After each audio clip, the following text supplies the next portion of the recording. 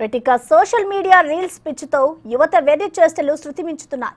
Insta reels కోసం ఉత్తరప్రదేశ్లో ఓ యువకుడి వెకిలి చేష్టలు చివరికి కటకటాలు లెక్కబెట్టాల్సి వచ్చింది.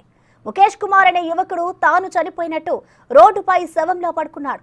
ముక్కులో దూది కూడా పెట్టుకొని దండలు వేయించుకుని ఒంటిపై తెల్లగుడ్డ కప్పుకున్నాడు. ఉత్తరప్రదేశ్ కాస్గంజ్ సిటీలో మెయిన్ రోడ్డుపై అటు ఇటు ట్రాఫిక్ స్టాప్ బోర్డులు పెట్టుకొని మరీ శవంలా మారి నటించాడు. దీంతో ఇతని పైత్యం చూసిన స్థానికులు పోలీసులకు ఫిర్యాదు చేయడంతో ముఖేష్ కుమార్ ను పోలీసులు అరెస్ట్ చేశారు.